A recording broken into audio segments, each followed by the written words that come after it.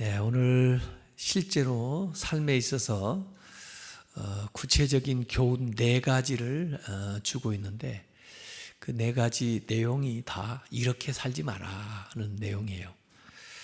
그래서 오늘 세 가지를 읽었습니다마는 1절부터 5절까지는 보증 쓰지 마라, 보증에 대한 이야기고 6절부터 11절까지는 게으름 피우지 마라, 게으름에 대한 이야기고 그 다음에 12절부터 19절까지는 행악하지 말라, 악행에 대한 이야기가 나오고 오늘 읽지 않았지만 20절부터 마지막 35절까지는 음행하지 말라, 음행에 대한 이야기가 나와 있습니다. 그래서 이 음행에 대한 이야기는 지난주에 한 5장의 내용과 연관이 되면서 또 7장에 거기에 대한 교훈이 이어지고 있어서 상당히 긴 내용이 할애되어 있고, 그래서 오늘은 이 세 가지 이야기만 앞에 해볼까 합니다. 우선 6장 1절부터 5절까지 보증 쓰지 말라는 건데 1, 2절에 내 아들아 네가 만일 이웃을 위하여 담보하며 타인을 위하여 보증을 하면은 너의 입의 말로 네가 얽혔으며 너의 입의 말로 인하여 잡히게 되었느니라, 이렇게 이야기를 하고 있습니다. 이 담보를 한다든지 보증을 하게 되면은 이제 책임을 지겠다는 얘기죠. 그것도 남의 일을 자기가 책임지겠다, 그런 얘기입니다. 남의 일을 책임진다는 게 대단히 참 훌륭한 생각인 것 같기도 하지만 또 위험한 생각이기도 하죠. 그래서 여기 남한테 보증 쓰게 됐을 경우에 발생하는 위험에 대해서 얘기를 하는데 요 사이는 뭐 이제 서류 문서에다가 이렇게 사인을 해가지고 보증을 쓰지만 그 당시는 말로 맹세를 해가지고 보증을 썼습니다. 그러니까 아마 문서에 쓰는 것보다 좀 덜 신중할 것 같아요. 예? 말은 쉽게 하잖아요, 우리가요. 그래서 말을 좀 잘못해놓고 나서 나중에 그걸 책임지려고 보면은 이제 후회도 될 거고 또 실제적으로 손해도 날 거고 또 불안할 거고, 그 다음에 그런 관계를 통해서 좋았던 관계가 오히려 나빠지는 그런 일들이 발생을 할 거예요. 그래서 남인데 보증을 서서 이웃처럼 가족처럼 가까워질 수도 있지만 심지어 가족인데도 보증 서가지고 이웃처럼 남처럼 되어버리는 경우도 많이 있거든요. 그래서 이 보증에 대한 이야기를 여기 하고 있어요. 이 잠언에는 보증 쓰지 말라는 얘기가 굉장히 많이 나옵니다. 왜냐하면 그래가지고 어려움 당한 사람 이야기가 너무 많거든요. 대체로 보증 쓸 때 나는 안 그래, 저 사람은 그럴 리가 없어, 이렇게 하고 하지만은 경험적으로 보면 그래가지고 어려움을 당한 경우가 많아요.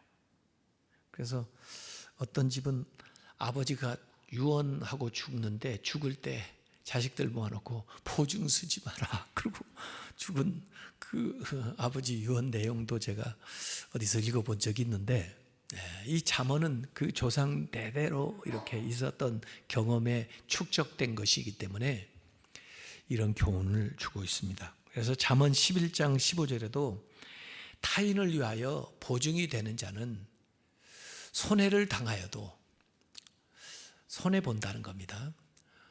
보증이 되기를 싫어하는 자는, 보증 안 쓰는 사람은 평안하니라. 보증 쓴 사람은 그 시간부터 하여간 무슨 이유로 보증을 섰는지 몰라도 불안불안하다가 결국 손해를 보지만, 보증 안 쓰겠다고 하는 사람은 그 시간에는 조금 그 사람한테 섭섭한 소리를 좀 듣고, 그래도 결국 그 시간 이후로는 마음이 편안하다, 이 얘기예요.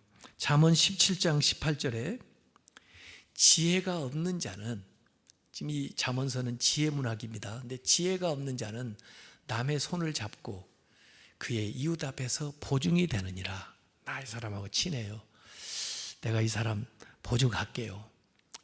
이 사람 이렇게 해주면 내가 책임질게요. 이렇게 하는 사람은 지혜 없는 자다, 이렇게 어리석다, 그 말이죠. 잠언 22장 26절에 너는 사람과 더불어 손을 잡지 말며 남의 빚에 보증을 서지 마라. 남의 빚에 보증 서는 순간 그 사람 빚이 내 빚이 되는 겁니다. 그러니까 신중해라. 왜 이 잠언은 이렇게 보증을 쓰지 말라고 할까? 우선 손해를 입기 때문에 그렇습니다. 이익보다는 손해가 많습니다. 또 결국 좋았던 관계도 상실될 위험이 있습니다. 그마저도. 그 다음에 불안한 시간을 보냅니다.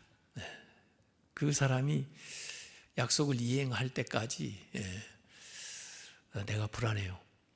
그리고 결국에는 또 잘못하면 후회하게 되기 때문에 그런 걸 일부러 왜 그렇게 사서 만드냐, 이런 거예요. 여기 오늘 표현을 하기를, 보증 서는 사람을 뭐라고 표현을 하냐면 올무에 잡힌 것처럼 얘기를 하고 있습니다. 올감에 걸린 상태예요. 잘하면 빠져나올 수가 있고, 그러지 않으면 그게 이제 올무가 돼서 위험에 처한다, 이런 얘기입니다. 그래서 이 보증을 이제 함부로 쓰지도 말아야 되겠지만은, 이 보증을 불가불하게 서야 될 경우에는 보증을 설 수 있는 범위를 잘 설정을 해야 돼요. 우선은 누구를, 어떤 사람을 보증할 거냐. 남을 보증하는 건 진짜 어리석은 거고요. 친구나 이웃을 그래도 보증하는 건 그것보다는 나을 수 있어도 그것도 위험하고요. 가족을 보증 쓰는 것도 사실은 힘들지만은, 어쨌든 그 범위를 얼마나 신뢰할 만한 사람인가, 그동안 살면서 경험하면서 이걸 우리가 생각을 해야 되고, 그 다음에 보증을 쓸 때는 그 보증을 쓰는 액수, 그것이 바로 내 채무라고 생각을 해야 됩니다. 이제 이 순간부터 이게 내 빚이다. 그 사람이 갚나고 생각하지 말고 내가 갚아야 될 의무가 있다, 이렇게 생각하면 그 범위를 어느 정도까지 내가 할 수가 있느냐, 내 능력으로, 이렇게 생각해야지. 줄 생각이 없는데, 대신 갚을 생각이 없는데 보증을 쓰는 것은 큰 낭패가 되는 겁니다. 자기 능력 이상이 되기 때문에 그 사람만 망하는 게 아니고 자기도 망하게 되는 거죠. 그래서 자기의 채무라고 생각을 해야 되고, 자기가 감당할 수 있는 범위 안에서 보증을 쓰면서 그 정도는 내가 그동안의 관계를 통해서 또 그 사람과의 친밀감 때문에 내가 그냥 거저 줘도 괜찮다, 그런 정도에서 보증을 서야 된다는 겁니다.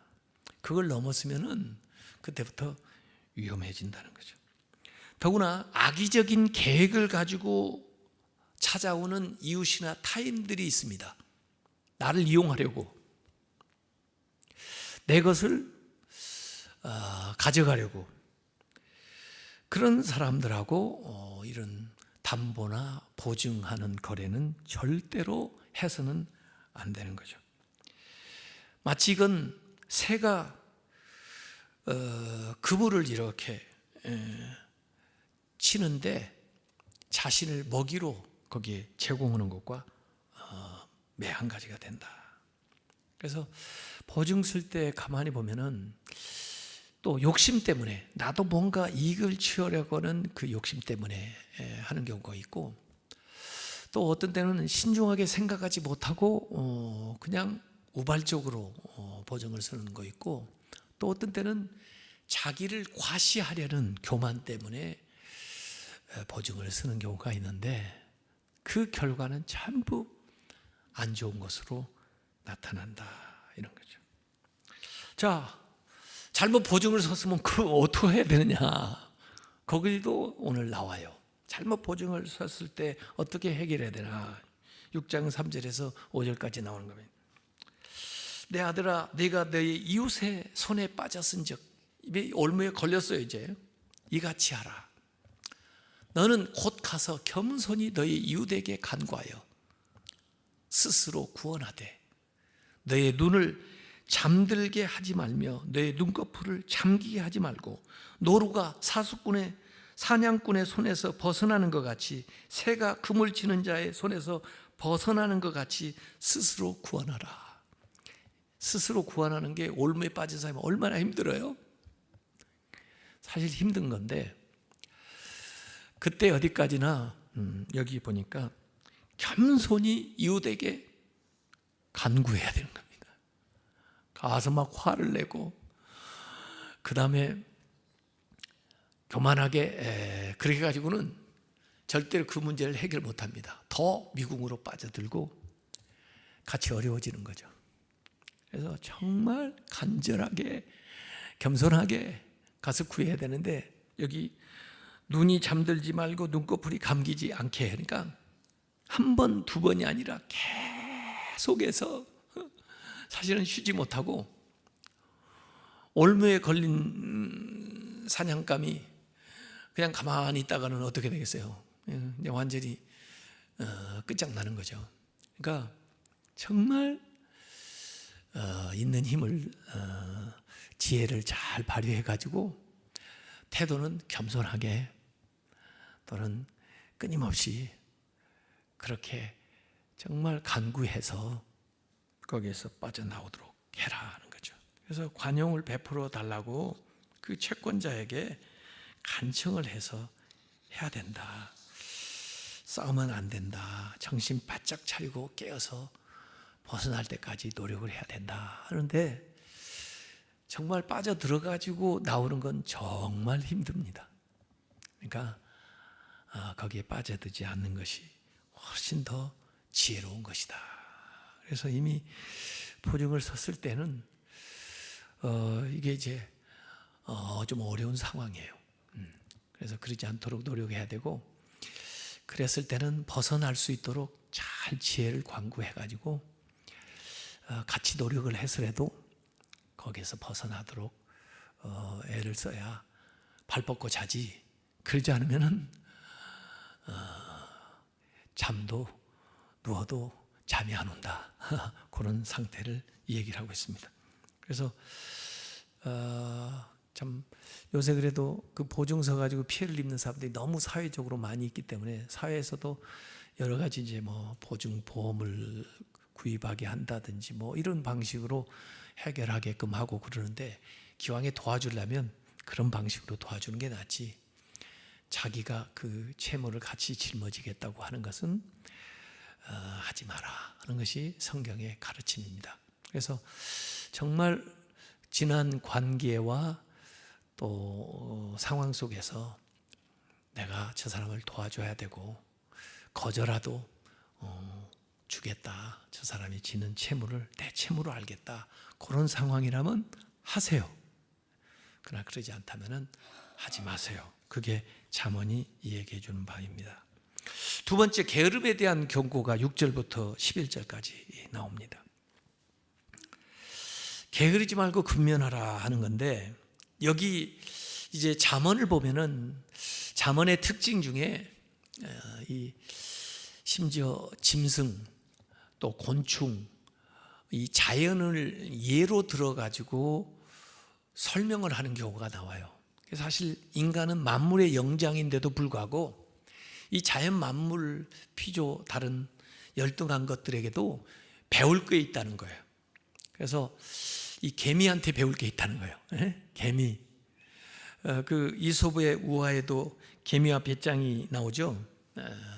우화에도 역시 개미의 근면함이 나오는데 오늘 여기에도 그렇게 개미를 이렇게 우화처럼 예를 들어 가지고 그것보다 훨씬 위대한 인간한테 교훈을 받으라고 하는 거예요.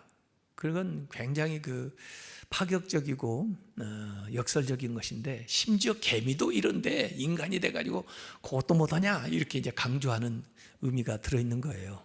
그래서 그걸 안 하면 개미만 또 못한 인간이 돼버리는 거죠. 그래서 게으른 자여 개미에게 가서 그가 하는 것을 보고 지혜를 얻으라. 그 지혜는 앞에서 얘기하는 지혜는 보증 서지 않는 지혜인데 여기는 게으르지 않는 지혜예요. 개미는 두령도 없고 감독자도 없고 통치자도 없으되 누가 지시해가지고 누가 하라고 하기 때문에 하는 것이 아니고 스스로 알아서 한다는 거예요. 먹을 것을 여름 동안에 예비하며 추수 때 양식을 모으느니라.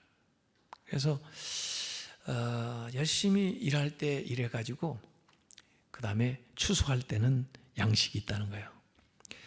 게으른 자여 하고 부르는 거죠. 네가 어느 때까지 누워 있겠느냐. 할 일이 없으니까 누워 있는 거죠. 이건 침상에서 아마 늦잠을 자든지 낮잠을 자든지 그런 거죠. 게으른 자여 네가 어느 때까지 누워 있겠느냐. 네가 어느 때에 잠이 깨어 일어나겠느냐. 좀 더 자자, 좀 더 졸자, 손을 모으고 좀 더 누워있자 하면, 이게 이제 전증법적으로 나오는 거예요. 전증법적으로 조금만 더 자지, 조금만 있다가 그렇게 하면서 계속 그 침상에 붙어 있으면은 그 시간이 그냥 지나가는 게 아니고 너의 빈궁이 강도같이 오며 가난한 것이 강도처럼 쳐들어온다는 거예요. 자기도 모르는 사이에 예측이 안 됐는데 오는 것은 자기는 잠깐 잔 것 같은데 강도처럼 오는 거예요. 너의 곤핍이 군사같이 이르리라. 가난한 것이 군사처럼 오니까 얼마나 무서워요. 그렇게 갑자기 들여닥치게 된다. 그래서 이 게으른 자는 무장하고 약탈하는 무리들이 그 집에 그 마을에 침입해 들어오는 것처럼 이 가난이 곤핍이 막 밀려 들어온다는 거예요. 그래서 순식간에 가난뱅이가 된다는 거죠.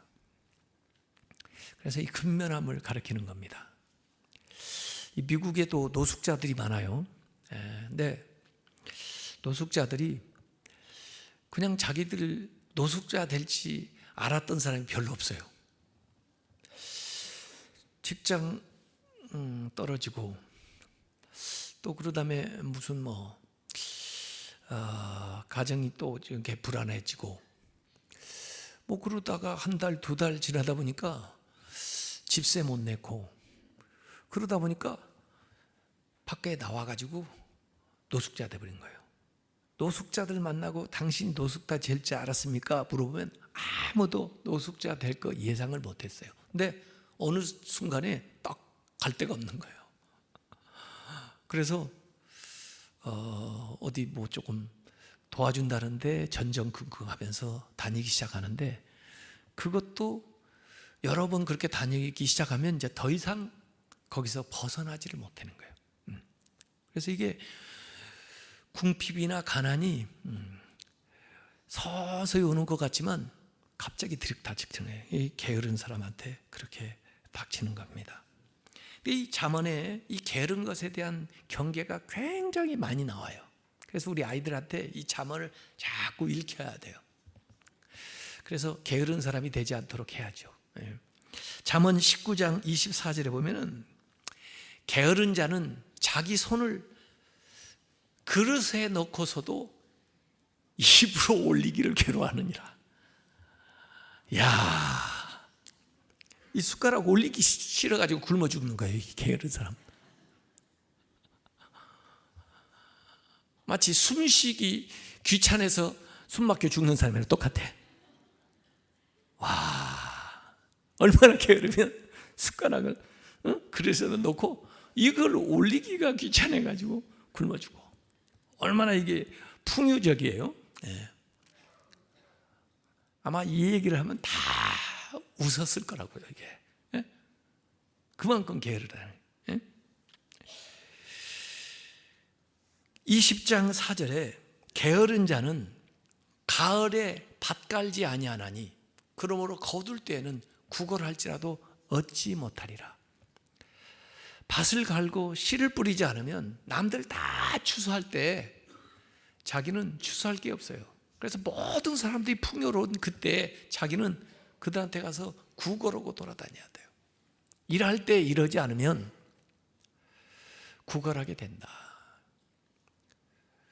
그러니까 우리 시절마다 이렇게 해야 되는 것들이 있어요.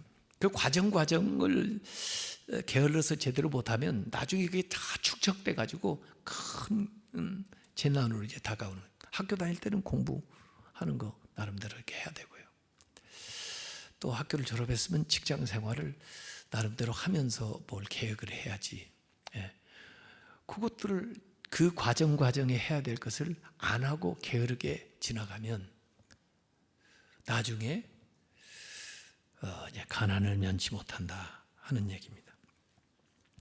잠언 21장 25절에도 게으른 자의 욕망이 자기를 죽이나니 이는 자기의 손으로 일하기를 싫어함이니라.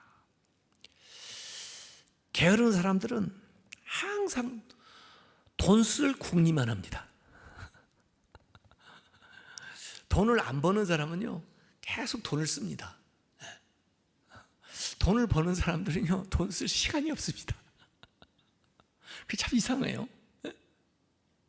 게으른 자들은 육체의 욕망에 자꾸 사로잡힙니다.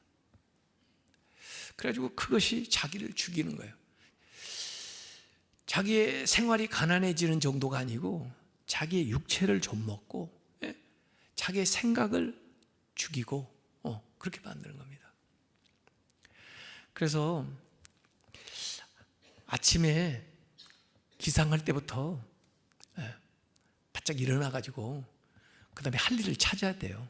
오늘 해야 될 일이 뭔가 해서 그 일을 찾아서 나가지 않으면 빈둥빈둥 죄질궁리나 하고 그 다음에 그 안에 있는 그 욕망이 그 사람을 자꾸 데려가는데 결국 가난해지는 뿐 아니라 그의 육체와 영혼까지도 망하게 되는 거예요. 잠언 13장 4절에 게으른 자는 마음으로 원하여도 얻지 못하나 부지런한 자의 마음은 풍성함을 얻느니라. 게으른 자는 항상 마음에 원하는 게 많아요. 그런데 실제로 생기는 건 하나도 없어요. 원하기만 하는 거예요. 그러나 부지런한 사람은 그 마음에 생각하는 것이 생겨요. 풍족해져요. 그래서 게으르는 자는 항상 원하기만 하고 생기는 건 없어요. 이 게으른 자를 잠언 15장 19절에 게으른 자의 길은, 게으른 자가 가는 길은 가시 울타리 같으나, 가시 울타리, 가시 바퀴를 간다고 생각을 해보세요. 계속 발이 채이고 상처나고 전진이 안 되고 뭐 그러죠. 게으른 자의 길은 가시 울타리 같으나 정직한 자의 길은 대론이라. 길이 쫙 트여서 잘 갈 수가 있는 겁니다. 길이 형통하다는 거예요. 정직한 자. 잠언 22장 13절에 게으른 자도 나름의 핑계가 있습니다.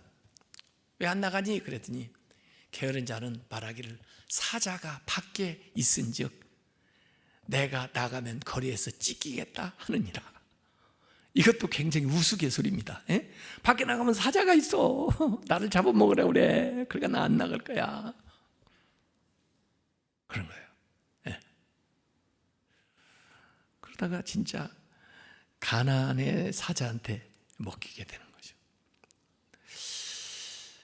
그래서 우리가 이 게으름을 이기는 게 굉장히 중요합니다.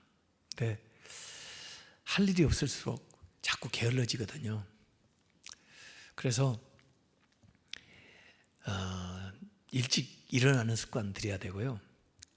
그 다음에 뭔가 아침에 치고 나가야 돼요. 기도하고 그러고는 밖으로 나가야 돼요. 그래서 일이라도 찾아보고 자기가 할 수 있는 조그마한 일이라도 해보고 이렇게 해서 이 게으름이 그 나를 주장하지 못하도록 해야 됩니다. 조금만 더 자고 그러다가는 영영 진짜 못 일어난다고요. 잠언 26장 16절에 게으른 자는 사리에 맞게 대답하는 사람 7보다 자기를 지혜롭게 여기느니라. 이것도 웃기는 소리예요. 왜 하나도 안 웃으세요? 게으른 사람은 자기가 정말 지혜로워요. 지혜로운 사람 7명보다도 자기가 더 지혜롭다니까요. 핑계가 많고 이유가 많고 이론이 많아요. 그래가지고 다 이래서 이건 안 되고 저래서 저건 못하고 이러기 때문에 내가 이러고 있고, 하여간 얼마나 지혜롭게 말하는지 7명의 지혜자가 모여도 다 해낼 수가 없어요. 그리고 스스로 지혜롭다고 하는데 성경은 그걸 어리석다고 얘기하는 거예요. 그래서 우리가 게으름과 싸워야 됩니다. 이 나태함이라는 게 이게 죄입니다. 죄. 그 나태할 때 이 죄의 종류가 확 들어와요. 그걸 타고 가난해지는 정도가 문제가 아니라 죄가 틈을 타요. 그래서 게으르지 말고 부지런하게 열심을 붓고 주님을 섬겨야 돼요. 새벽 기도라도 나오세요. 이번 주제가 열정이죠. 열정, 패션. 그래서 기도하면 하나님이 아이디어를 주셔요. 제가 얻었던 대부분의 좋은 아이디어들은 전부 새벽 기도하면서 얻은 아이디어예요. 그냥 좋은 생각이 생겨나는 게 아니에요. 이렇게 새벽에서 기도하다 보면 오늘 누구 만나보라 이런 생각이 들어와요. 그러면 그거라도 해야죠. 그러면 거기서 생각지도 않은 일이 열려요. 이렇게. 그래서 오늘 약속도 없고 뭐 할 일도 없고 그러니까 오늘은 그냥 늦장 피우지. 그러면 진짜 할 일도 없고 아무 변화도 안 일어나요. 그러나 저녁에 잠자리에 들었다 할지라도 내일 계획이 세워지지 않았다 할지라도 마치 일이 있는 것처럼, 마치 오늘 만날 사람이 있는 것처럼 아침에 일어나서 기도를 다 하면서 생각을 구하면 할 일이 생각나요. 하나님이 생각을 이렇게 주세요. 그러면 그 인도함을 따라서 한번 움직여 보라고요. 움직이다 보면 몸도 건강해지고 그러면서 자기가 몰랐던 새로운 일들이 다가와요. 또 새로운 생각들이 막 떠오른다고요.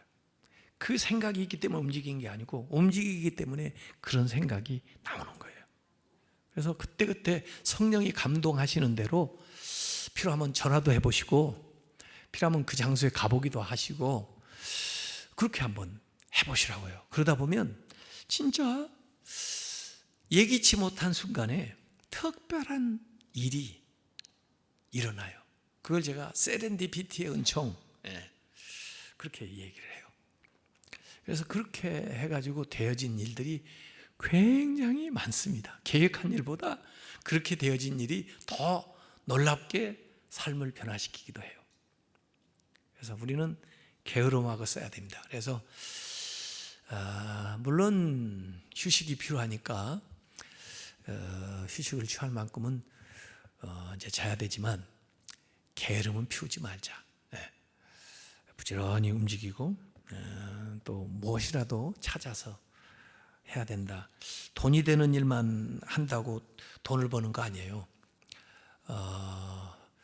우리의 모든 활동은 다 가치를 만들어내는 것이기 때문에 뭐 기도하는 것도 좋은 활동이고 또 다른 사람을 위해서 이렇게 봉사하는 것도 좋은 활동이고 그래요. 저는 미국에 가면 참 부러운 게 이 병원이나 공공기관이나 이런 데 가면요, 연세 드신 분들이 다 자원봉사들을 하고 있어요. 거기 와서 깨끗한 옷을 입고 거기 와서 그분들이 이렇게 안내를 해줘요. 이렇게 그분들 돈 받는 거 아니에요.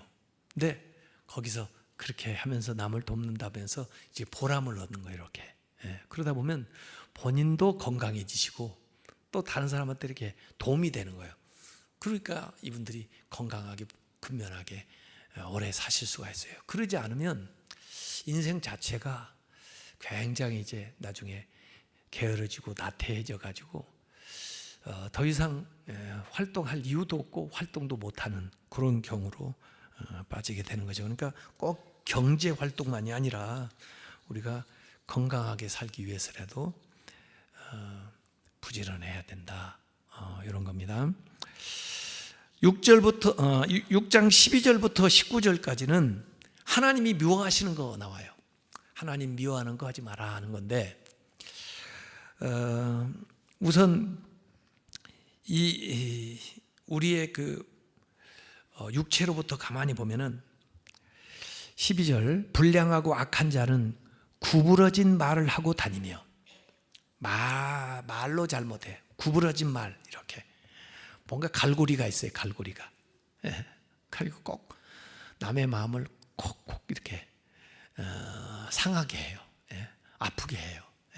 가시가 있어요. 가시가. 구부러진 말을 하고 다니고, 그 다음에 또 눈짓을 하며, 이게 말로 표현을 한 거 아닌데 이게 표정으로 뭐 눈을 흘긴다든지 뭐 이런 것이 눈짓하는 거죠. 그렇게 하고, 발로 뜻을 보이며, 뭐 발짓을 하는 것도 그렇겠지만은 어디 그 가는 그 곳을 얘기하는 것도 그런 것 같아요. 그래서 마음 가는 대로 발이 간다고, 발이 가는 걸 보면 그 마음이 이제 보인다 그 말이죠. 발로 뜻을 보이며 또 손가락질을 하며, 남한테 이렇게 손가락질을 해요. 남한테 손가락질 하나 하면 자기한테 저 나쁜 놈 그러면 자기는 더 나쁜 놈, 더 나쁜 놈, 더 나쁜 놈 이렇게 나한테 세 배로 오는 거예요. 남한테 손가락질 하면요. 남한테 손가락질 하면 남도 손가락질하고 하나님도 욕보이고 자기는 세 배 나쁜 놈 되는 거예요. 그래서 이 손가락질, 남한테 자꾸 지적질하는 거죠. 또 그의 마음에 패역을 품으며, 마음에 선한 생각들을 품어야 되는데 그 마음의 그릇에다가 패역을 담아요. 그러니 항상 악을 꾀하는 거예요. 생각이 악을 꾀하는 거예요. 악한 꾀를 내는 거예요. 그러니 다툼을 일으키잖아요. 이간질을 시키고 막 이렇게 분열을 시키고. 이런 사람들이 어떻게 되겠나? 그러므로 그의 재앙이 임하는 거예요. 갑자기 내려 당장에 멸망하여 살 길이 없으리라. 재앙, 멸망, 회생 불가 상태에 빠지는 이런 윤리적인 이야기를 하면서 이어서 종교적인 교훈으로 연결을 딱 시킵니다. 이게 그러니까 윤리적으로 이런 행동을 하는 사람들은 결국은 하나님이 미워하시는 것하고 연결이 되는데, 이 16절부터 19절까지 하나님이 미워하는 거 7가지가 나옵니다. 이 잠언에는 이 숫자에 대한 교훈이 많이 나와요. 이 숫자, 아까 동물에 대한 우화를 통해서 교훈을 주기도 하고, 그 다음에 몇 가지 해가지고 이 숫자에 대한 것 가지고 교훈을 주기도 하는데, 오늘 이 말씀에는 하나님이 미워하는 거 7가지를 얘기해요. 하나님 뭘 미워하시나? 곧 그 마음에 싫어하는 것이 옛일곱 가지이니 7절부터 나오는 게 첫 번째는 교만한 눈. 교만한 눈하고 겸손한 눈하고 구별이 되십니까? 거만하게 이렇게 눈을 뜨고 하는 거.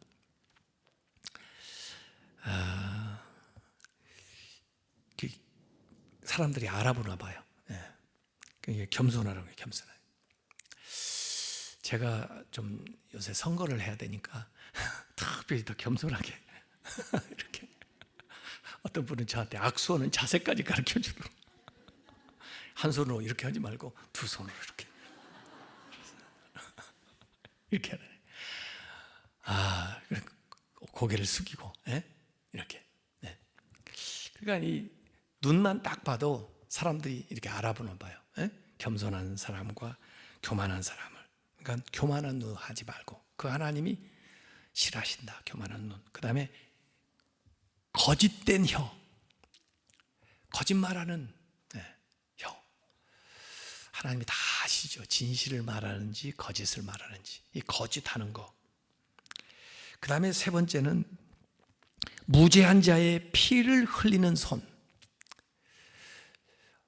약하다고, 가난하다고, 힘없다고, 권력 없다고 그 무죄한 자를 그 피를 흘리게 하는 그런 억울하게 하는 그런 한을 품게 하는 그런 손, 그걸 학대하거나 그걸 억압하거나 그런 거죠.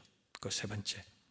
그 다음에 네 번째는 악한 괴교를 꾀하는 마음. 악한 것을 자꾸 계획하는 거예요. 꾸며내는 거예요. 악한 괴교를 꾀하는 마음. 이 사기치는 사람들도 가만히 보면 엄청 머리 좋아요. 그 머리를 거기다 왜 쓰는지. 가지고 남을 어떻게 하면 속여먹을까? 어떻게 하면 남의 것을 갈취할까? 이 악한 괴교를 꾀하는 마음. 그다음에 다섯 번째는 악으로 달리는 발. 악한 곳으로 달려가는 발. 악한 길을 행하는. 그 다음에 여섯 번째가 망령된 증인. 망령된 증인이라는 것은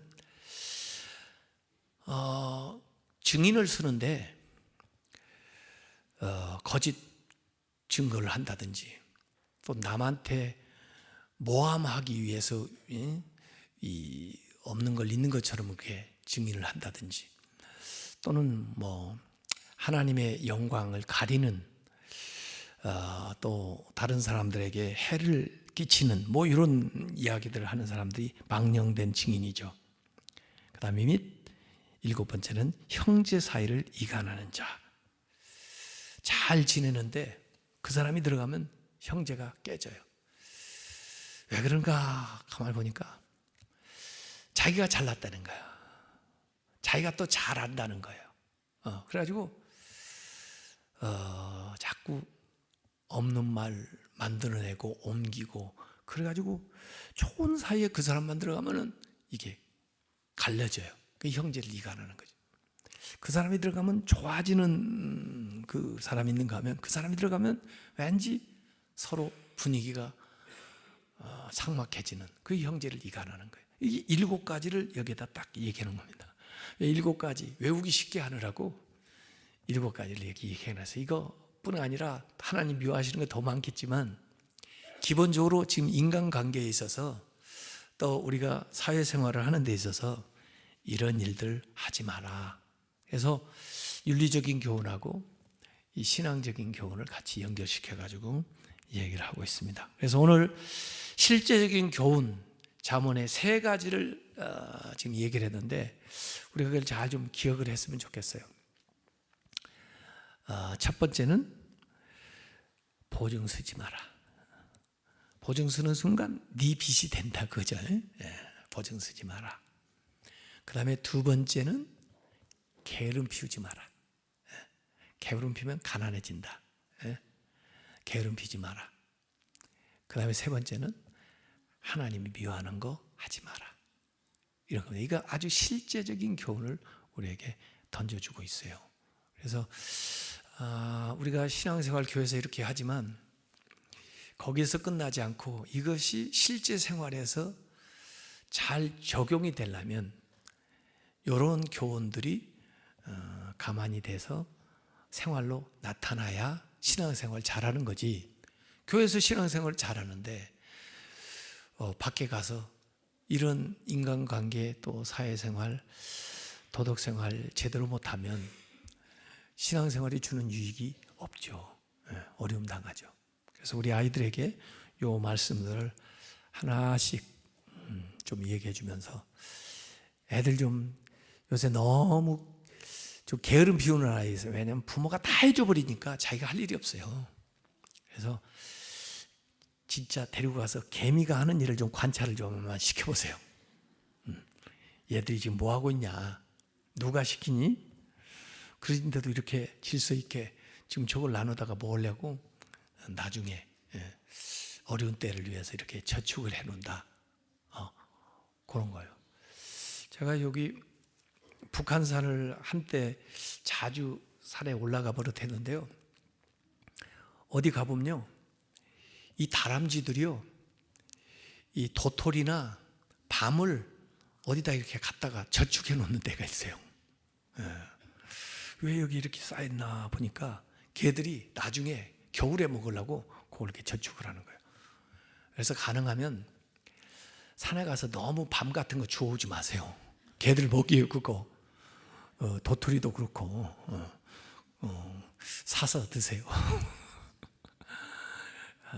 그들도 그걸 부지런히 있을 때 갖다가 놔두고 그 다음에 이제 겨울에 눈이 오면 그거 하나씩 갖다가 먹는 거예요. 이렇게. 그래서 겨울을 나는 거예요.